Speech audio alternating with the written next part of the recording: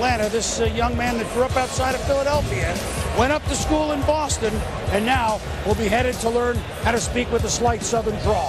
I think, Boo, for Arthur Blank, turn the page. It's a new era now of Atlanta Falcon football with Matt Ryan at the helm. You're talking about a kid who carried a football team that did not have great receivers, a great offensive line, or great running backs. Matt Ryan, you talk about his size, 6'4 3/4, about 220. With the 6th pick in the 2011 NFL Draft, the Atlanta Falcons select Julio Jones, wide receiver, Alabama. So Julio Jones coming to the stage. This breaks the hearts of some Rams fans that hope that he possibly could drop to them down all the way to 14. It also leaves Blaine Gabbert up for grabs for the 49ers, who are now on the clock, as we all create some headspace for those developments. Tell me about Julio Jones, Mike. Heidi White, Tony Gonzalez, Matt Ryan is ecstatic right now. What a trade they pulled off. Michael Turner, Julio Jones, Roddy White, Tony Gonzalez, Matt Ryan. That's not a bad nucleus to move forward. We're going to take a break. When we come back. With the first pick of the 5th round, number 137 overall, the Atlanta Falcons select Grady Jarrett, the defensive tackle from Clemson. Rise up, rise up! All right, there you have it, Grady Jarrett, as we discussed before, big favorite of Dabo Swinney, and he would argue, too, that guy causes the kind of confusion up front that allows some of the other playmakers on that defense to make hay. Grady Jarrett needs to play in a penetrating scheme, but when he does it, he is dynamic. He is short, but plays with great leverage, plays with great balance, and look at him chase from that nose position. He will not give a center a break at all.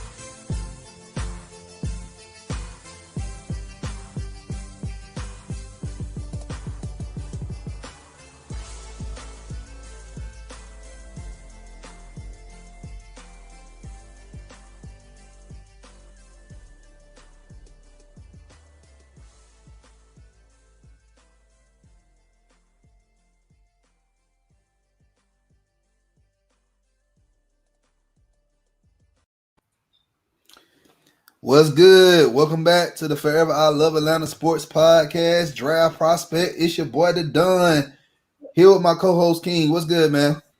Man, it's been a long day, man. Internet went out at the house, man. It's just been one of those days. Just been one of those days, brother. Hey, man, we all have those hiccups sometimes, but, hey, you just got to find a way to improvise, and, hey, show got to go on. Right. But, hey, we got a special guest on with us. When I first heard his name, Andrew Jones, I'm thinking like, oh man, we about to have the Hall of Famer, Braves Hall of Fame center fielder on the show. I said, bet, let's go. But he is important. He covers North Carolina football. What's good, Andrew Jones? Let everybody know who you are and where they can find you. I did used to play center field way back in the day. I don't have the pocketbook that Andrew Jones has, so that's where it all ends right there. My stardom ended at about 12 years old. His kept going. So, yeah, I'm a publisher at Tar Heel Illustrated. We're in the Rivals.com network, which is part of Yahoo Sports as well, and we cover UNC football, basketball, and recruiting extensively. Wherever UNC football and basketball go, we go, which means I go because I'm the main one covering the main team. We do have a football recruiting writer, a basketball recruiting writer, and a staff of 8. So we crank out stuff 365 days of the year. Okay. That's good, man. Appreciate you coming on, man. I appreciate you guys having me on. No problem. Hey, everybody know what to do. Y'all new to the channel. Y'all know what to do. Hit the subscribe button. Hit that like button. Share this content out with Atlanta Sports Fanatics. And hit us up in the comment section. As always, come holler at your hometown sports podcast. All right, so tonight we're talking about my favorite running back in this draft class, Javonte Williams. Man, I'm so excited that this day came because I've been talking about this kid like for a good while now. All right. Can you go ahead and talk about his strengths and weaknesses? Yeah. All right. So okay. His strengths and weaknesses is contact. He's one of those players that after first contact, he doesn't go down. 11th in the nation when it came to after contact. 4.9, I think, was the averages. Andrew, you can let me know if I'm right about that. 4.9 was the average of yards after contact. Strong, 220, 5'10", 5'11", built like a who would I say? One of the player comps I put was Jacobs from Oakland. So he has the burst, he has the vision. He was a lot of tackles in the backfield. He broke. Only weakness I really saw was long speed, being able to outrun players. But he has the quickness and the footwork to. You don't really need to be that fast. So that's the strengths and weaknesses from my point of view. Okay. All right, and which player you compared him to again? Josh Jacobs from Oakland. Okay, Josh Jacobs. All right, that ain't a bad comparison. Andrew, who do you compare him to?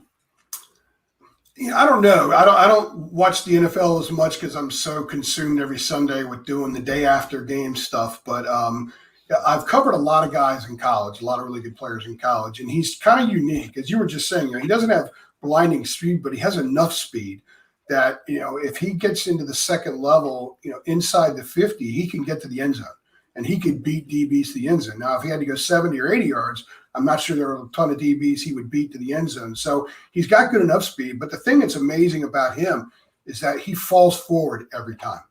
I mean, he doesn't get hit and go backwards. 2 or 3 guys can hit him. He still falls forward every time. He only had a handful of runs this year where there was a loss of yardage, and those were usually plays that were stuffed at the line of scrimmage. So, there's more than one guy involved in that. So I'm not sure. The closest comparison I would make from a college standpoint would be a guy named T.A. McClendon that played at NC State a long time ago, but he flamed out, and you guys probably don't know who he is, so there's no point in making that comparison. All right. So here's my take. I compared him to Frank Gore. I don't know if you remember him back. Oh, I do. Oh, absolutely. Yeah. Yeah, you should remember him because he played out a few times, during his college career. Yeah. So, but that's who I compare him with. That's pretty fair. Yeah, the scheme that they said variety of schemes inside outside zone works well with him. All right. Now you say you don't watch that much NFL football. Now, we hired Arthur Smith as our head coach. He used to play for North Carolina back in the day, and I covered him when he was at Carolina. Mm-hmm. And then he was on the coaching staff, I believe, the year after he graduated. I believe. Yeah. So, knowing Arthur Smith's background and what type of running backs he wants, and him having Derrick Henry in Tennessee, I feel like Javonte Williams would be a good fit. He's not a Derrick Henry, but he will be very, I ain't say similar or nowhere near him, but the scheme, it would be the same if he just plug or draft, a Javonte Williams. What's your take on that? I think the thing that's interesting about Javonte is he played in the air raid offense at Carolina, which is a big spread type offense, and he had a lot of success. He made them a power running team. So you can go air raid, but you got Sam Hell chucking the thing all over the place. But every time they got in the red zone, they gave that thing Javonte, and he had 19 rushing touchdowns this year. Plus, he caught about 25 or 26 passes. And I'll tell you, the thing that improved the most from his first year under Phil Longo in the air raid to his second year, which was his past season, is turning the edge, learning how to turn the corner, catching the ball, and getting your nose upfield. So I think he's the kind of guy that could probably play in any system in the NFL because he can run between the tackles and he can get around the edge, and he's so physical and he's so graceful in a lot of ways that he can – there's not a lot that he can't do. Other than what we were saying a second ago, beating DBs more than 50 yards downfield, I think everything else he can handle at the NFL level. Mm-hmm. All right. So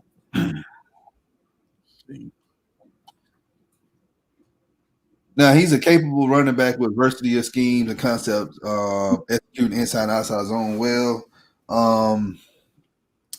The problem I'm looking at when I looked at tape is blocking, pass protection. All right, how is he going to clean that up in the next level? Well, they were pleased with the progress he made at Carolina. When he came in, he only played, I don't know how many years he played in high school at running back, but I'll tell you this. When he committed to North Carolina, when we wrote our story, we called him a safety/running back, and he spent his first 3 years in high school playing linebacker. That's one of the reasons he was so under-recruited. So when he got to Carolina, he had to learn the position essentially from the ground floor up. And pass protection, as you guys know, is one of the last things guys get, because the great ones don't have to do it in high school, and then they don't want to do it when they get to college. Javonte eventually picked it up, and they were fairly pleased with his pass protection. I don't think it was at Michael Carter's level, but certainly he made enough progress that if he continues to work on it, I think he'll do okay with that. And he's a really smart guy. I don't know if you guys know this. He was valedictorian of his high school class. So he's a real smart guy, and he'll pick up whatever he has to pick up on. So I would imagine with the way his game has ascended the last few years, at some point he'll be a serviceable enough pass protector. All right, another question. You brought up Michael Carter. All right, who you think the better out of the two backs? I think Javonte is better because by a mile or just by an inch. Look, I like guys that can run between tackles, because if you can do that, you got a chance to win every time you take the field. And Javonte can do that a little bit better than Michael because he's bigger, stronger, and more powerful. Now Michael improved that part of his game. You know, he was he probably broke more tackles this year by a significant margin than the year before. And I'm not sure Michael was an NFL running back until this past year. I think Javonte was an NFL running back in 2019. He just became a much better prospect, a second-round type guy in 2020. So I think Javonte is more durable. He could do more for you because he can take the edge, but he can also run inside. And I love guys that can run inside.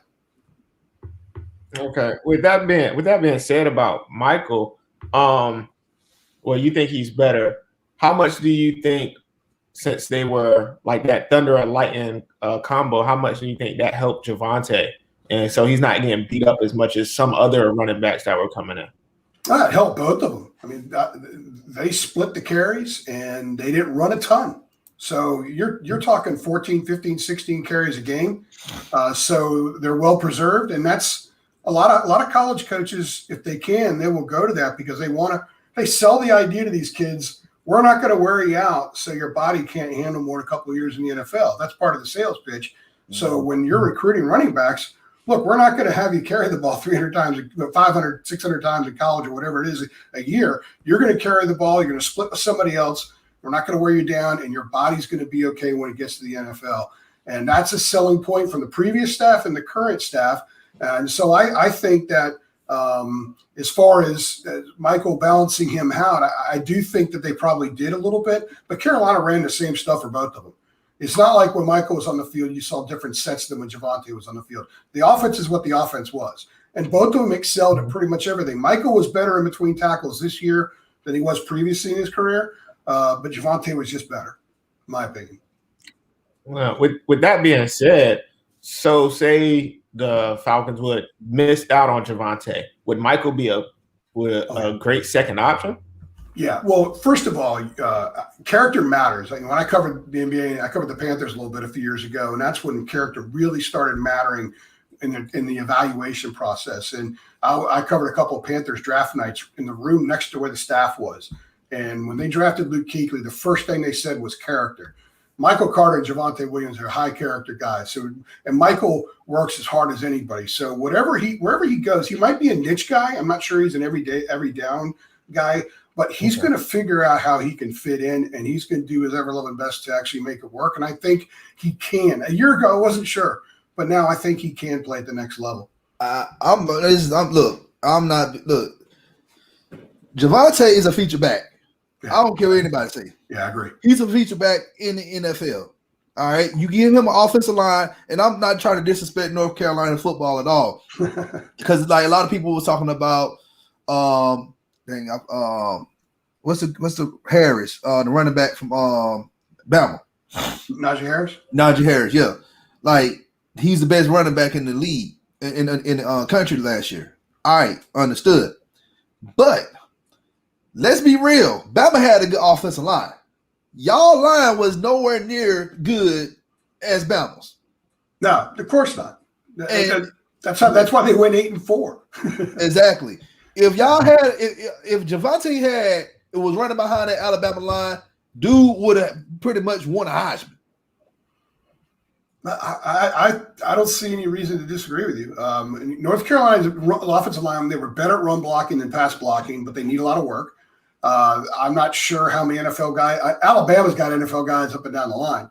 Carolina has about 3 guys at least that'll be in camps. I think 1 for certain will make the NFL, but you're not going to win a Heisman running behind a line in which maybe 1 guy will be in the NFL, especially when you're playing in a Power 5 conference. So a lot of what Javonte got was because of the offensive line. They did a great job this year. They opened up some huge holes that I could have waddled through a little bit, maybe gotten 2 yards. But a lot of it was also Javonte, especially when he got to the second level.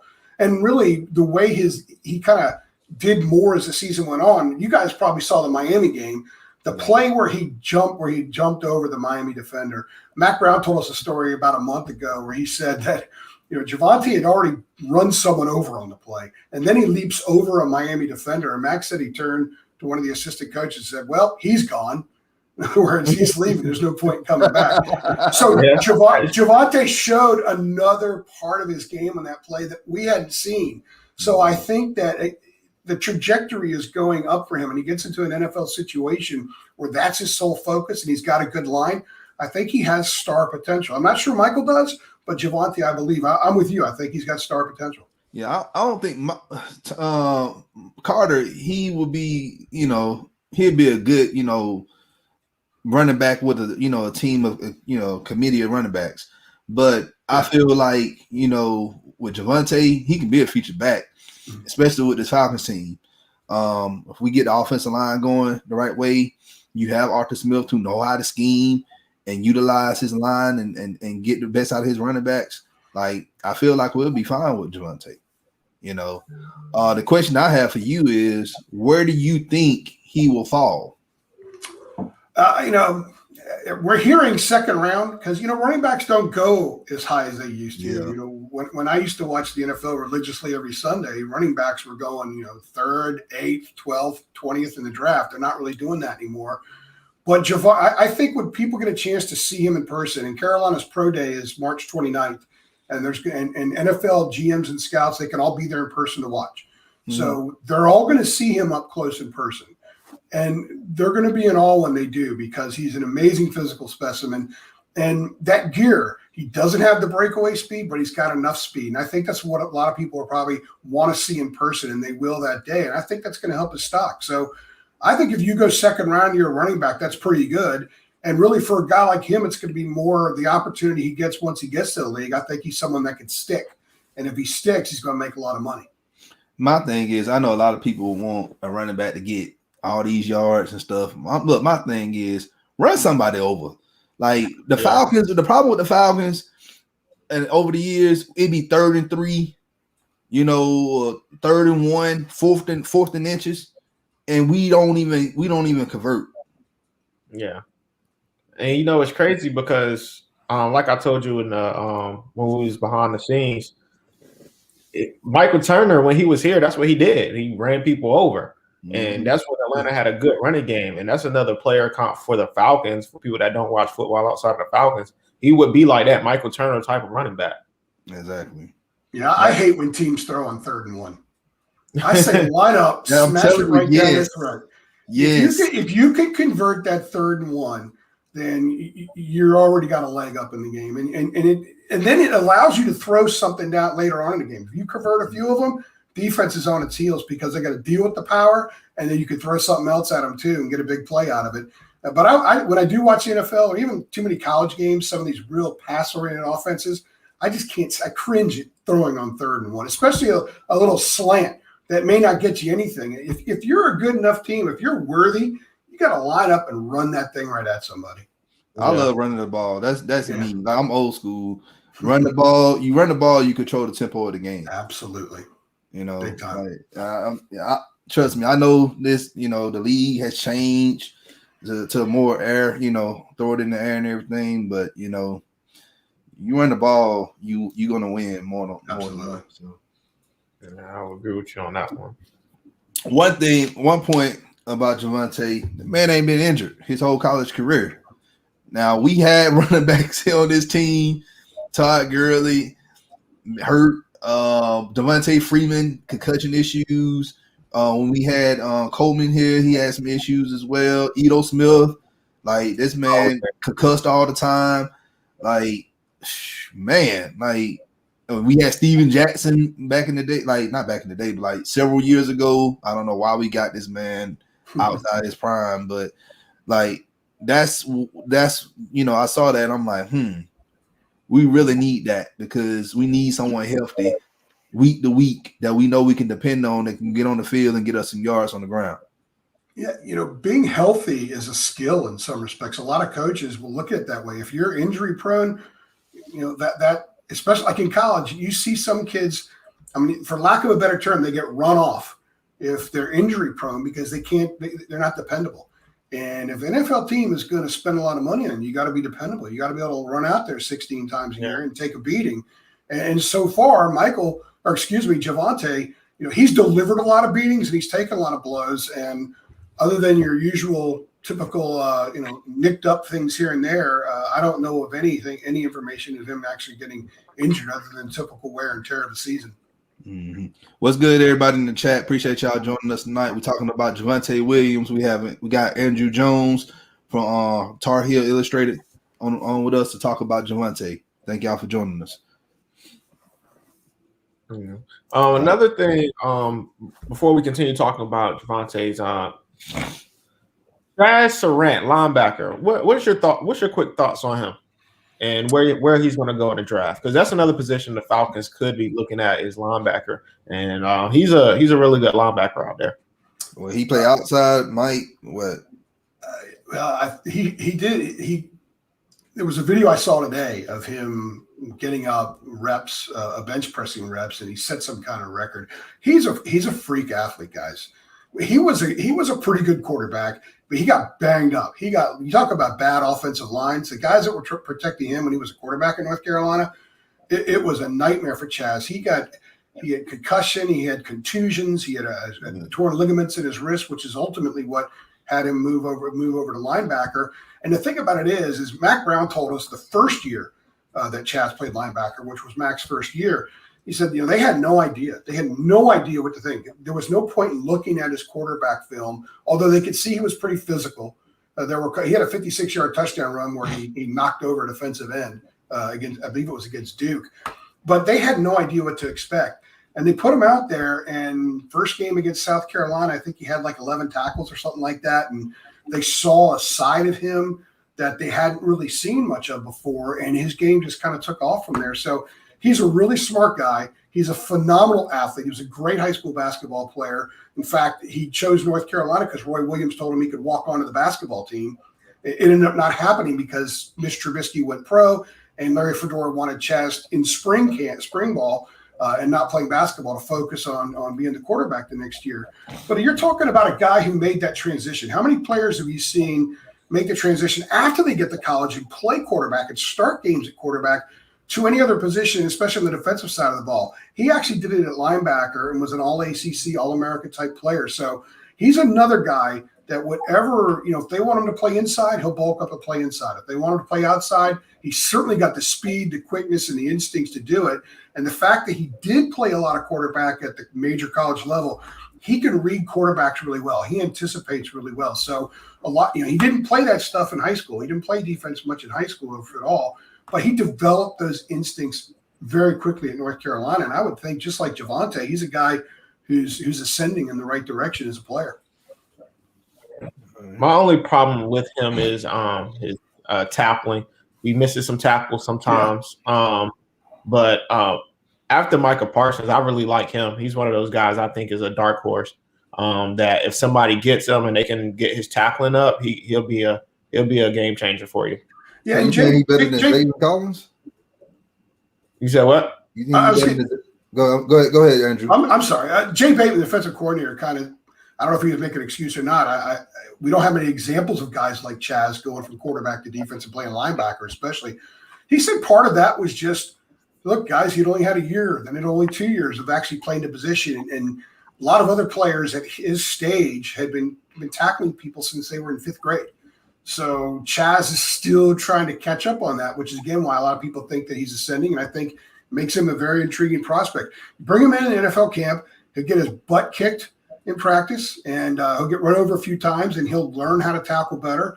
And you're right. I do think that will determine whether or not he sticks in the league, because he does have to get better. There were too many missed tackles, and sometimes he would overread something. He would rely too much on what he saw before as a quarterback. So, but I would think at the NFL level, when it's your job and it's 24/7, that a lot of those things will change with him. All right. So you think he's better than Zaven Collins? I don't think he's better than him like currently constructed, but if we're talking about them getting better, he would be the prospect that would get better and be the better NFL player. So right now, no, I don't think he's better, but he's my dark horse prospect that I think somebody, if they can teach him how to tackle, he'll change somebody's defense completely. So yeah, he's a project player pretty much. Yeah. Yeah. So Williams, let's get back to Williams real quick. Williams has struggled a bit in the regard dating back to the high school. 2019, he had 3 fumbles, including 2 against Duke. This year, he had been better, but still has struggled as he fumbled once this year. But while it has been more controllable this year, the fact that it's once there where it's a bit worse. So do you think he'll have a problem with holding on to the ball? I don't know. I mean, it's a hard question to answer because he's going to get hit a lot differently in the NFL than he did in college. And he did fumble a few times. He had a huge fumble. I believe it was against Duke 2 years ago, 2019. And this past year, he dropped a pass against Florida State that had he caught it, possession would have stayed alive. It would have been a first down. They would have been in position to win that game at the end. And it was right in the breadbasket. So I think that may have been a slight concern over time, but one that I don't think the staff had as much of a concern as the season went on. I think in the offseason it was a point of emphasis because of those fumbles in 2019. But he ran so hard and ran over people. And I think, what did you say, 1 fumble this year? I don't think it was that much of an issue. But again, when you're looking at a kid playing in the ACC versus playing in the NFL, you're going to look for different things. So a couple of fumbles in the ACC could be a red flag if you're an NFL scout. Yeah, I agree with you on that. All right. Sam Howell. I keep hearing this guy's name. Like, I watched some North Carolina football this past year, and then, yeah, he did look good. Let's talk about him for a little bit. Sure. We're going to get back to Javonte here in a minute. So, Sam Howell. All right. Tell me if I got him too high on my high horse. I'm a Sam Howell guy. I think this guy is the next best thing. I think if he was being drafted this year, he would be probably the 3rd best quarterback in the draft. What do you think? Well, this is a pretty good class coming out. At least the top few guys are pretty good. It's hard to imagine anybody rated ahead of Trevor Lawrence, although I think there are a few people out there that are dogging Trevor a little bit. I don't see that. He's got that it factor, which is a layer that the great quarterbacks have that the really good ones don't have. Tom Brady has the it factor. I'm not saying Trevor's Tom Brady, but he's got that it factor. I think Sam has the makings to have the it factor. I think he does in college. I don't know how that would translate to the next level. What's interesting is that Mac Brown constantly says Baker Mayfield. He reminds me of Baker Mayfield because he can improvise. He can throw in the run. He's pretty physical, pretty tough kid. When he was in high school, he used to run guys over, and that's something they've had to coach out of him because sometimes he takes a blow that's unnecessary, and you don't want a guy like that getting popped, especially if he's on his way out of bounds but still in bounds. Teaching him how to slide. He was a baseball player in high school, but they teaching him how to really slide properly at the college level. So his game, I think, is still a work in progress. But one of the things he did this past year that showed me that his game can grow is his freshman year, he didn't have a lot of success with the short stuff over the middle. And we wondered if it was because he's only 6'1", and he can't see the line very well. Well, this past year, he kind of blew that out of the water. It was no longer an issue. He had a lot of success with those slants over the middle. They threw to the tight end more over the middle. So I think that you'll see a couple of more elements of his game grow in his junior season. And I do think that he's the kind of guy that when an NFL team drafts him, they're going to realize that he only eats chicken. He doesn't drink. He's got very little social life. Mac likes to joke that he asked him what he was doing on Valentine's Day last year, and Sam told him he had a date with Madden. And Mac's like, "Oh, who's Madden?" Thinking it's some girl named Madden. No, it was the game Madden. So he is the football version of a gym rat, and teams love that because he's the guy that's the first one in the film room and the last one to leave. And if there is an element of his game that needs refinement, he will work on it. Phil Longo, the offensive coordinator, spent a lot of time last offseason showing him NFL defenses to get him ready. And they're working on that a lot right now. So a lot of his time in the offseason, last season and this year, is spent actually looking at the NFL. He's preparing for his future. I think he's a guy that was built with a mission to play in the NFL. And he will leave after this next year. And I think he'll be a good pro quarterback. I don't know if he'll be a great one. Not many great ones are 6'1".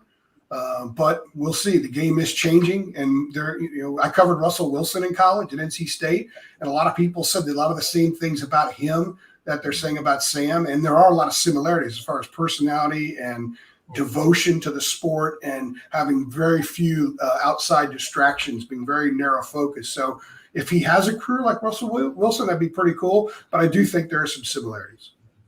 All right. I like that. Who would you compare him to as far as like NFL, like current? I would say Russell Wilson. I mean, Mac says Baker Mayfield, so I'm going to yield to Mac. He's a Hall of Famer. I'm not. But I like the Russell Wilson thing simply because I have a personal experience with Russell. I got to know him a little bit when he was at NC State. I covered a lot of his games, and I see a lot of the similarities with Sam, especially as far as the way he goes about his craft, the way he goes. It's really a profession. He's a college player, but he's a professional. Russell was the same way. So when Russell ended up having a lot of success in the NFL, and when NFL people started talking about why he was successful, all that stuff kind of rang a bell with me because that's what I saw in college. I see a lot of the same things with Sam. Okay. All right. Speaking of North Carolina, all right. Let's talk about I'm going to talk about Arthur Smith for a little bit. Do you remember him when he played there in North Carolina? A little bit. What do you remember? Just big offensive lineman, and offensive linemen don't do a lot of interviews, so I remember talking to him maybe a couple times, but I don't remember. Nothing about him stood out. I remember a few years ago when I learned about his trajectory in coaching in the NFL. It was kind of surprising because I hadn't thought of him in years. So offensive linemen are nondescript guys. Unless they're right in front of you and you see how big they are, most of them they are the wallflowers of football programs. And I guess I can go back in time and kind of offhandedly characterize him in that respect. Okay. All right. That's a good one because like I said, he chose North Carolina for a reason. And this man could have went to Yale, Harvard, could have went to any Ivy League school in the country. Yeah. But he chose North Carolina. So, and you got North Carolina. I guess is it called a Tobacco Road or something like that? Yeah. North Carolina, Duke, and Wake Forest. And NC State. North Carolina and Duke are 10 miles apart. NC State's about 20 miles to the east. And Wake Forest is about 80 miles to the west. But the triangle has Duke, NC State, North Carolina all right there. So for most of my career, I've been here covering all the schools. So I would go UNC one day, Duke the next day, and Carolina the next day. It's a pretty cool thing when guys that are in East Lansing, Michigan, they're only going to cover Michigan State. Guys that are in Tuscaloosa or in that area, they may only cover Alabama. One of the really neat things about here, and I think it helps your perspective as a sports writer, is covering the different schools and the different programs. That's how I can say, yeah, I covered Russell Wilson and I've covered Sam Howell, and I can make that comparison because I have the range to give me that perspective. Okay. All right. I was trying to see if y'all were gonna get some heat off Duke in North Carolina, but they play Saturday in basketball, so you can only imagine what it's like around here. Hopefully, Duke wins. Yeah, the crazies for both sides come out whenever they play. So. Yeah, hopefully. I'm a Duke guy. Duke needs to win that game. They need to win that game. Pardon me? Yeah, they need to win that game and go deep in the tournament to the ACC tournament to secure a spot for the dance. So if they don't win Saturday, we'll see how that. If they don't win Saturday, they have to win the ACC tournament. Ain't nobody beating Michigan. It's Michigan year to win. I watched them against was it Ohio State? I fell in love with that team. That team's got all the parts. They got all the tools, and they got enough experience, and they've got dudes. A lot of dudes. Gonzaga. I love Gonzaga. I think Gonzaga's phenomenal. I just think Michigan could come at you from more ways, and I think they're a little bit more physical. I didn't like how we lost the other night, though. That's the thing. I was crying in my room. You know what? I've covered a lot of national champions in this area, and sometimes a loss late in February and early March is not a bad thing, especially one that could get a coach's get their attention again, sort of jar the team a little bit. I think they'll be fine after that. Wallace said, "Duke be hating on Duke, bro." Like, when you make it 25 years in a row, I guess you can miss one. It is pretty amazing that people are actually critical of the game's passed Coach K by. Give me a break. That hadn't passed him by. Just is not a super talented Duke team, and I think a lot of teams this year that have had pauses and stuff like that have really struggled. So, look, Kentucky's not going to the tournament. If North Carolina doesn't win this weekend and they don't win at least once in Greensboro, the ACC tournament, they're probably not going either. UCLA is. Indiana's not very good. They may fire Archie Miller, so it's not a great year for the Blue Bloods. And there are a lot of people laughing too. Yeah, I think a lot of this was, like you said, this roster wasn't really good. So by the time Coach K started getting to them, it was kind of too late in the season because they started playing late. They started playing better late. So that's one thing about this. And those last two losses are overtime losses. One thing goes their way, they win those two games, everything looks totally different. So I agree. They didn't get a lot of non-conference games, which would have given those freshman guards time to sort of mesh and come together. So they lost a lot of opportunity. Roy Williams talks about it, how he's got freshman guards too, and that's why they're so inconsistent. And he said, look, we didn't have the usual preseason with practice. We didn't have the exhibition game, the secret scrimmage, and all that stuff. Duke didn't have those things either. And they lost. They didn't get to play a lot of their non-conference games. North Carolina's played 9 non-conference games. Duke only played a handful, and one of them was to Illinois, against Illinois, who handled them pretty easily early in the year. So it's like Duke never really got launched this year. And I think they're going to lose Saturday, and I don't think they're going to make the NCAA tournament. But K and the program would be better for having gone through the experience. They'll be good next year. Yeah, that's true. I agree. It's not facts because they ain't lost yet or have lost. So once they lose, then we can talk, Wallace. But until then, they in a tournament in my mind. Oh man. So just a couple more questions before we wrap up the show. So we talked about Javonte Williams, about you said second round draft pick. That's why I have him at early second round. He may go late first. I'm afraid if he do, because then that means we're not gonna have any chance of getting him. I hope he can fall to us in the second, like the beginning of the second round. We picking 4th overall in each round. So I'm just I think he will fit our system of what we want to do here in Atlanta. Like I said, I know you haven't watched any pro football, but our team has been horrible on the ground. Horrible. And it's kind of hard to say that because we had an offense coordinator who just didn't want to run the ball. So it was a scheme thing more. What scheme are they going to run now? Well, now it's more it's like a West Coast type of. It's a variance of a West Coast offense. I compare it to what the Steelers used to do back when they had Jerome Bettis.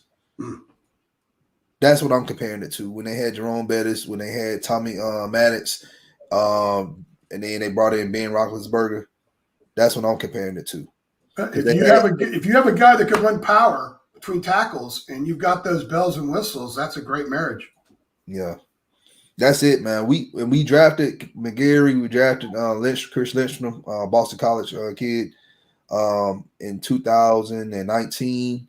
They still on the team for us, the offensive line.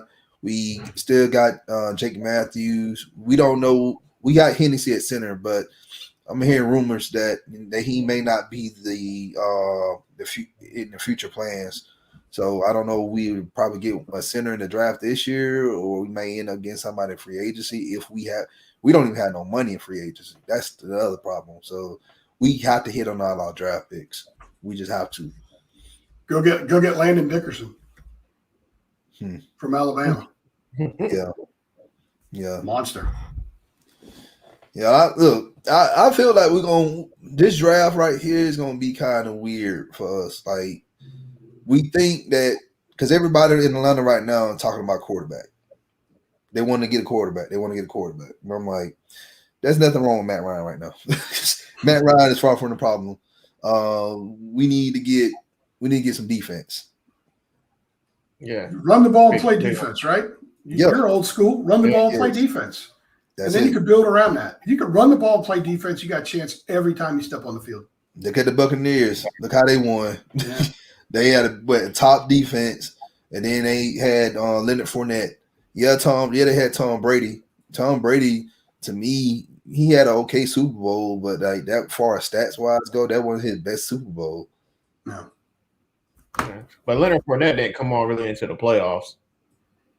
That's good. That's when you need your running back when you get to the playoffs. Yeah, that's when they made their push. That's when they made their push. I mean, did anybody see them as a Super Bowl type team midway through the season? Man, look, man. I don't even want to talk talk about playoff about that, which means always the hope. They was sixth. Long as it was the sixth seed. Man, I swear they be writing up this stuff for Tom Brady every time he win the Super Bowl, man. Like he's just an underdog. Like, and being a Falcons fan and seeing Buccaneers, I ain't seen out damn Buccaneer fan in like doggone 20 years. And these jokes coming out the woodwork talking about some, oh man, by the bay. I'm like, man, look, y'all ain't been saying nothing for 20 years. Now all of a sudden y'all talking about y'all Bucs fans. Not that this is a scientific study or anything like that, but in all the years I've been on Facebook, which I guess is 2008 or something like that, I had never seen one person mention anything about the Buccaneers. Exactly. Until December. And then everybody's a Buccaneers fan. No, what I'm saying, like bandwagoners.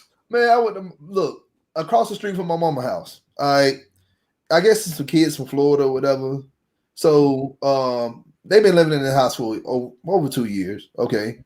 I ain't never seen that damn Tampa Bay Buccaneer flag flying in their yard. None of that. Man, I kid you not. I went there, was it last weekend I was down there? Yeah, last weekend I was down there. I seen a Buccaneer flag flying in their yard. I had to get them a piece of my mind. So I'm like, so where y'all get that flag from? We been doing this.